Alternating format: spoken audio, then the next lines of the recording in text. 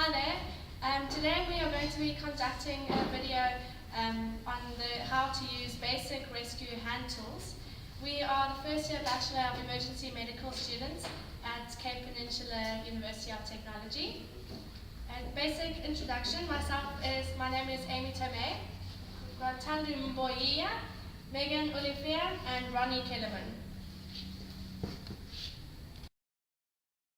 Exist in every workplace in many different forms, such as sharp objects, falling objects, flying sparks, chemicals, noise, and numerous other potentially dangerous situations. PPE, personal protective equipment, protects us from hazards that can cause injury. We would like to emphasize the importance of understanding PPE and selecting appropriate PPE for various circumstances. And I'm going to demonstrate what you should wear and how you should wear it now. So first we have a helmet, and Ronnie is going to put the helmet on.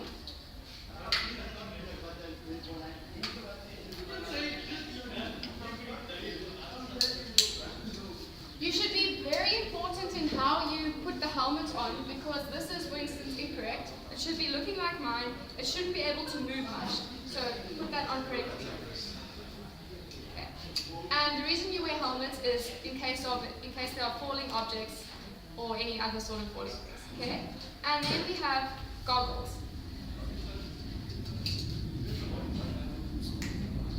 No, the goggles should again be all the way back so that nothing can enter the goggles from the top of it. Then you have gloves.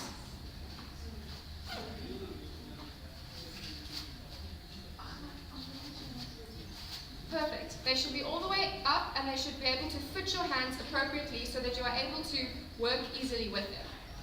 And then last but not least, your boots. They should be steel tipped in case any sort of object falls on your boots, and so that you don't get injured. So the tool I'm going to be discussing is the crowbar. It's a very versatile piece of equipment made out of hard steel. Before you start using the crowbar, some of the tools that you need is your basic PPE, so your helmet, your glasses, your gloves, and your safety boots, like we've mentioned previously in this video. So, just other safety factors considering the crowbar. When you're using a crowbar, you need to make sure that you have at least a 2-meter radius around you when using it, just as a safety factor. Because the use of the crowbar, you don't necessarily know where the objects that you are utilizing the crowbar on is going to go to. So just to minimize the hazards on the scene, you clear your working area by a minimum of 2 meters. So just a little bit more about the crowbar. As you can see, it's got a hooked edge with a little V opening on the one side, with a long handle used for leverage, and you've got a flat edge on this side. So what are these for? This hooked edge can be used to take out nails out of doors or screws out of walls, bolts. Again, just hook it onto your device, onto your nail or your hook or your screw, and you use your leverage and you're pushing in a way which pries the object out of the wall. Your other side of the edge, your straight edge, you can use it to move doors away from walls, windows away from walls, or just loose pieces of rubble that you can pry out the way. How this is done is you take your edge and you lodge it into your gap, and again you use the leverage to pry away the object that you're using. Now to discuss the spade. A spade is a tool designed primarily for the purpose of digging or removing earth and spreading the soil. With a metal tip, the spade can both break and move the earth in most situations, increasing efficiency.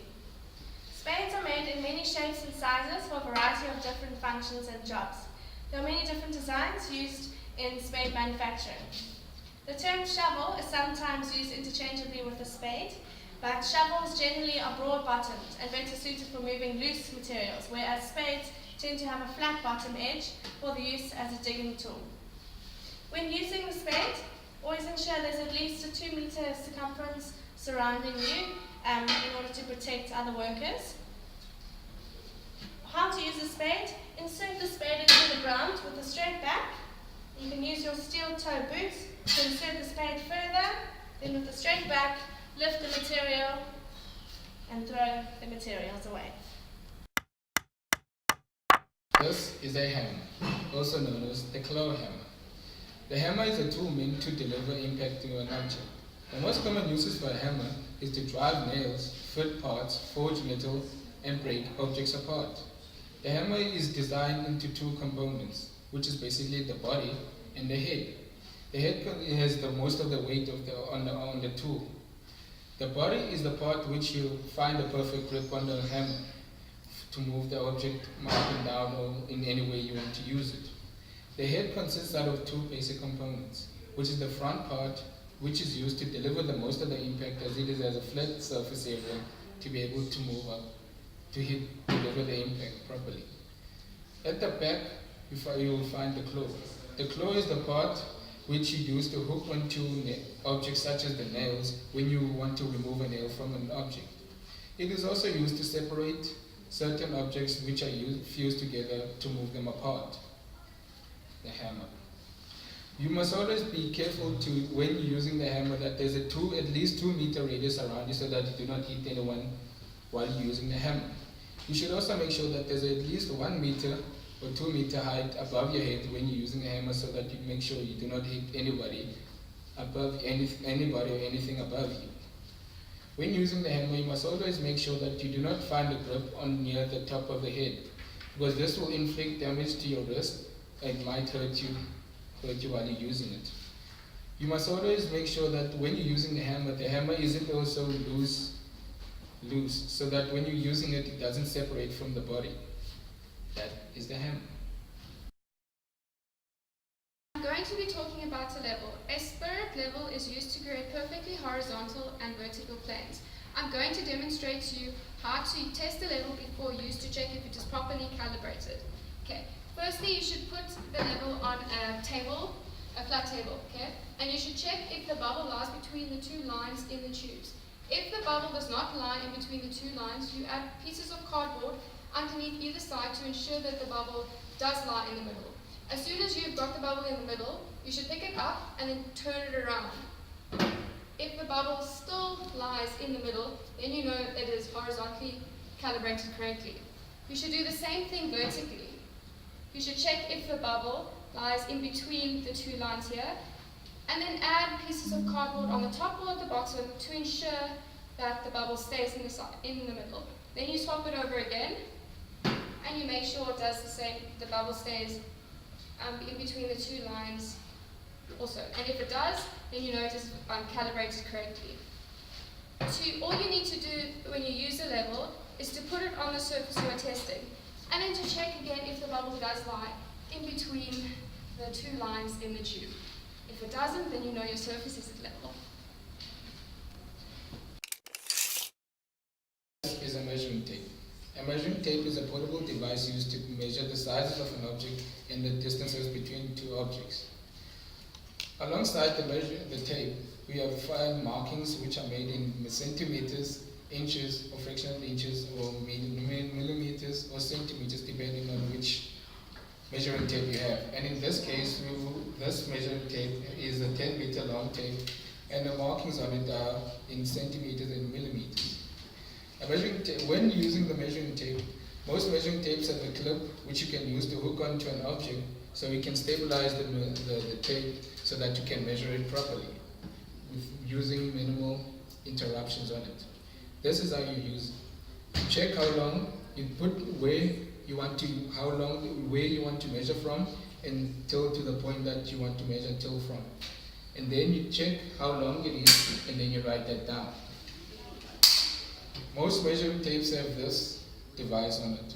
This is the locking device which you can use to lock, so you can make sure that you do not make any interruptions on it. You see now, it is locked. And then that's the measuring tape.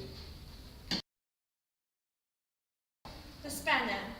The spanner, also called a wrench, is a tool which can be used to loosen or tighten a nut or bolt.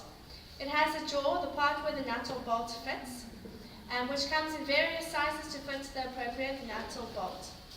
The wrench or spanner works by turning a screw which is usually located at the bottom of the head. How to use the spanner. Firstly, we need to identify the nut or bolt you want to tighten. Select the appropriate size spanner for the bolt you are required to loosen or fasten. Slip the open jaw over the nut and hold it in place. Then turn the screw mechanism so that it clamps tightly around the nut. Turn the spanner in a clockwise direction to tighten it, or counterclockwise to loosen it. As they say, righty-tighty, lefty-loosey. And keep on turning it until the nut is tight or loose enough to remove. Okay, the tool I'm talking about now is the axe. Proper carrying of an axe, you always carry the axe with the head in your hand, with the blade facing the direction you're walking, just so that when you're walking you don't accidentally swing and hit somebody behind you, and it's not weighted top heavy if you're carrying it like this with the head on top. Some parts of the axe consists of the body or the grip, which then gets broken down further into the handle and the shaft. Then you have the head of the axe, as well as the blade of the axe. The blade of the axe is the sharpened point of the axe, and the head of the axe just provides the majority of the weight, which gives you the power when you're chopping through wood. So, main things to look at before you use an axe, you need to ensure that the axe is actually in usable condition. How you do this is you look for any splinting or breaking in the grip, or the handle of the shaft, and you look at the blade. The blade needs to be intact and not have any chips. If there are any chips, you use a sharpening block to sharpen it. So your axe must always be nice and sharp when using it. So for the actual usage of the axe, you need to clear at least a 3 axe length radius away from you, so that when you're swinging, chances of you hitting somebody are minimized. Also, you need to ensure that there's nothing above you, so when you swing, you don't land up with the axe in the ceiling. Proper usage of the axe. You find your chopping area in the middle of your 3 axe length radius. Get down on one knee and just make a nice 45-degree little indent in the wood, which will be your point of focus for when you are actually striking your axe. How you hold the axe, with your weak hand at the bottom of the handle and your dominant hand just on top of the handle before you get to the shaft. Stand in a nice broad position with your legs open. You again look for your 45-degree mark that you've made, and you swing. Looking behind you in the process to make sure you don't hit anybody, then follow your swing through onto your mark. If you miss your mark, your legs are open so that the axe does not hit you or cause any damage to you, so it will just swing through your legs. This is a 4-pound hammer. Just like the normal hammer, it consists out of 2 body parts. It consists out of a handle, which is smaller than the normal hammer, and a metal head, which is much more larger in size and surface area than the hammer. It is used to hit more larger objects and more larger nails and straighten out metal as well. This is because it's got a more larger surface area, and the metal head is much more heavier than the normal hammer. This then leads to it having a much more greater impact force than the normal hammers, and that's the 4-pound hammer. So the next piece of equipment we're talking about is the jigsaw. There's 2 parts to jigsaw, your blade and your handle. When using the jigsaw, you need to be careful because one side of the blade has a sharp edge, sharp serrated edge, and the other side is a flat edge, which is not a blade. So just also on point of safety, when you're storing your jigsaw, you always turn your blade that the blade faces inside, so that when you're storing your object, you do not have a sharp edge in your container that you're storing, so somebody can't cut themselves if they pick it up. So when assembling a jigsaw, you need your blade and you need your handle. When you insert it, there is 2 points on the jigsaw, 1 point and there's 2 holes in the blade. So you just basically line your holes up with your blade.